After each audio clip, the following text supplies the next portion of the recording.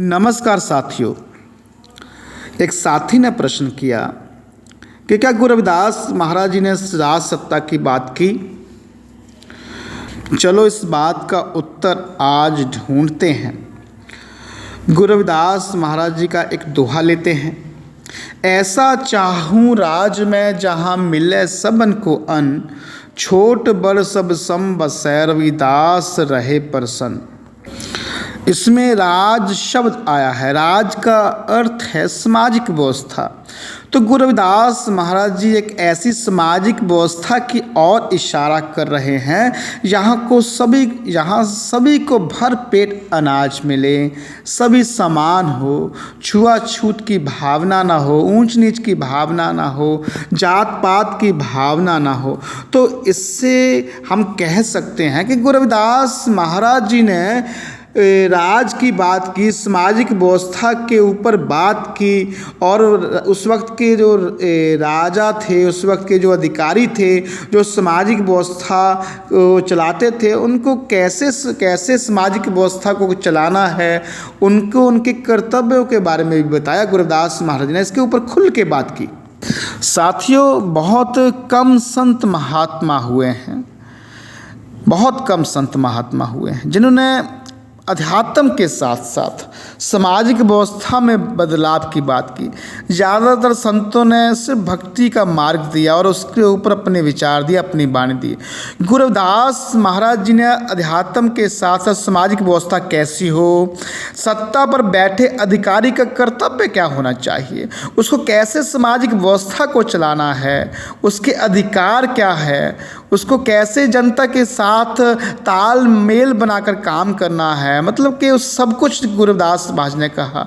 इसके ऊपर खुलकर बात की। अध्यात्म में गुरु रविदास महाराज ने इंसान में कैसे सुधार हो, मन और बुद्धि का कैसे विकास हो, और गुरु रविदास महाराज ने बड़े प्रेम से इंसान को अपने ज्ञान से प्रकाशित किया, मतलब इंसान को विकास का मार्ग दिखाया और ज्ञान को धारण कर आत्मचिंतन के ऊपर बल दिया। खुद के ऊपर अध्ययन करे इंसान, इसके लिए इंसान को प्रेरित किया ताकि इंसान अपने भीतर में अपनी अच्छाई को विकसित कर सके, अपने गुणों को विकसित कर सके और इंसान का विकास हो। लेकिन अगर गुरु रविदास महाराज ने ये व्यवस्था तो दे दी कि इंसान का विकास कैसे हो, लेकिन अगर उस वक्त का राजा इसको मान्यता ना दे तो ये व्यवस्था किसी काम की नहीं। इसलिए गुरु रविदास महाराज जी ने देखा कि इस व्यवस्था को हमेशा के लिए स्थापित करने के लिए उस वक्त के जो सामाजिक व्यवस्था में परिवर्तन करना बहुत जरूरी था। गुरु रविदास महाराज ने बहुत गहराई से सामाजिक चिंतन किया, समाज के ढांचे के ऊपर चिंतन किया, कैसे समाज का विकास संभव है इसके ऊपर चिंतन किया। उनको लगा कि अगर अच्छी सामाजिक व्यवस्था स्थापित करनी है तो अच्छे राजतंत्र का होना जरूरी था, क्योंकि उस वक्त राजाओं का ही राज था। अच्छे राजा का होना जरूरी था, ईमानदार राजा का होना जरूरी था। इसलिए उन्होंने उस वक्त के राजाओं को सामाजिक व्यवस्था के रूप में बेगमपुरा का मार्ग दिया। बेगमपुरा एक ऐसे समाज की कल्पना, एक ऐसे देश की कल्पना गुरु रविदास महाराज जी ने की। बेगमपुरा शहर को नाउ दुख अंदो नहीं ते ठाव, ना तस्वीस खिराज न माल, खौफ न खता न तरस जवाल। अब मैं खूब वतन गह पाई, वहाँ खैर सदा मेरे भाई, कायम दायम सदा पातशाही, दोम न सेम एक सुआही। तो गुरु रविदास महाराज जी ने बेगमपुरा शब्द दिया, बेगमपुरा का एक मार्ग दिया, एक देश का संकल्प दिया, एक मॉडल दिया। बेगमपुरा का अर्थ होता है बेगम, बेगम यहाँ गम से रहत, कोई गम ना हो, ऐसे देश की कल्पना की गुरु रविदास महाराज ने कि यहाँ कोई गम ना हो, कोई ऊंच नीच ना हो, कोई छुआछूत ना हो, कोई जात पात की भावना ना हो, सभी के लिए ज्ञान पूर्ण रूप से उपलब्ध हो, सभी अपनी मर्जी से एक जगह से दूसरी जगह जा सके, सभी को शिक्षा का अधिकार हो, सभी को रोजगार का अधिकार हो, कानून व्यवस्था सभी के लिए एक समान हो। गुरु रविदास महाराज ने यह बेगमपुरा का मार्ग दिया ताकि इंसानी जो जीवन है वो खुशहाल बन सके, जो समाज है वो विकास कर सके, जो असमानता फैली हुई थी, जो कृतियाँ थी, जो रूढ़िवादी परंपरा थी, उसको खत्म करने के लिए गुरु रविदास महाराज ने ये मार्ग दिया। अब बात यहाँ आती है, गुरु रविदास महाराज जी ने बेगमपुरा तो दे दिया, लेकिन अगर बेगमपुरा स्थापित करने के लिए वो राजा ना हो, वो ईमानदार राजा ना हो, तो बेगमपुरा भी मायने नहीं रखता है। इसलिए गुरु रविदास महाराज ने कहा कि कोई भी व्यवस्था अगर समाज में स्थापित करनी है तो ईमानदार राजा का होना जरूरी है। अगर ईमानदार राजा है जो प्रजा के हक और अधिकारों की बात करता है, अगर उसके लिए लड़ता है, उसकी तभी वो जो प्रजा है उसके अधिकार सुरक्षित रह सकते हैं, वो प्रजा खुशहाल रह सकती है, जिससे समाज का विकास हो सकता है, इसी से देश का विकास संभव है। हम एक उदाहरण देते हैं। अब महात्मा बुद्ध ने समाज में परिवर्तन किया, लेकिन उस वक्त के राजा ने उस परिवर्तन को मान्यता नहीं दी, क्योंकि उस वक्त पे राजा के ऊपर वर्ण व्यवस्था का प्रभाव था। इसलिए उसने जो महात्मा बुद्ध ने परिवर्तन किया उसको उखाड़ फेंक दिया। बहुत से बौद्ध भिक्षुओं को मार दिया गया, बहुत से इतिहास को जला दिया गया। लेकिन जैसे ही एक ईमानदार राजा के रूप में सम्राट अशोक का उदय होता है, देखिए यहाँ सामाजिक व्यवस्था के ऊपर जो अधिकारी है वो सम्राट अशोक है, ईमानदार राजा है। और जैसे ही ईमानदार राजा आया, उसने वो जो सामाजिक अच्छी व्यवस्था थी समाज में, जो सामाजिक व्यवस्था जो महात्मा बुद्ध ने वो सामाजिक व्यवस्था देकर गए थे कि कैसी होनी चाहिए, उसको स्थापित किया और चारों तरफ प्रेम, भाईचारे और अमन का पैगाम दिया। इसलिए अच्छे राजतंत्र में ही अच्छी सामाजिक व्यवस्था हो सकती है। गुरु रविदास महाराज जी का एक और कथन है कि रविदास मनुष्य के वसन के सुख कर है दो ठाव, एक सुख स्वराज में दूसर मरगट गाँव।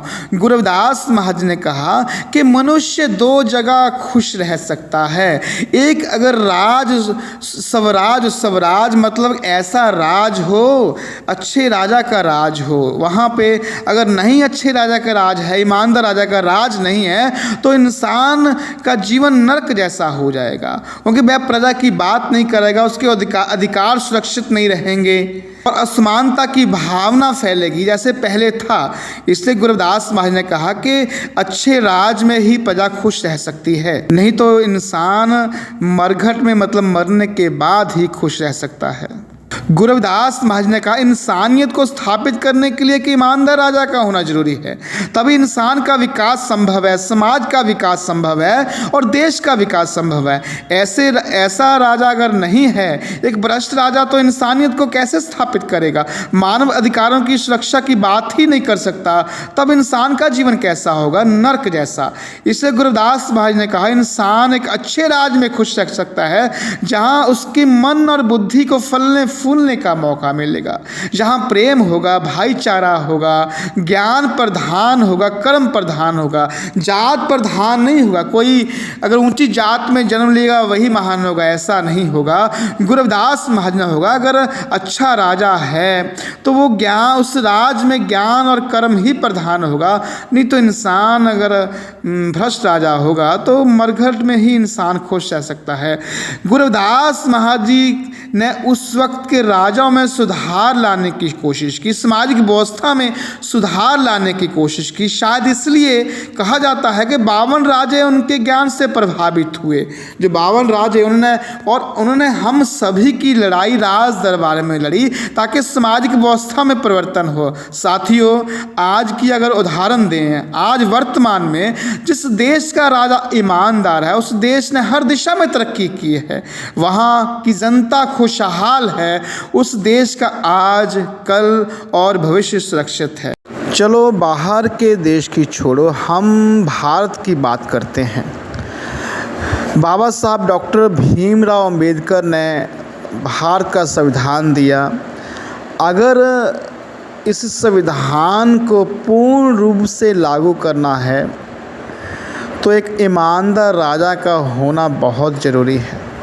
अगर ईमानदार राजा रहेगा तब ही वो संविधान काम करेगा। और यही बात गुरु रविदास महाराज जी ने 600 साल पहले कही कि सामाजिक व्यवस्था सही ढंग से चलाने के लिए एक ईमानदार राजा का सत्ता में होना जरूरी है। जय गुरुदेव साथियों। दास अरिंक दास।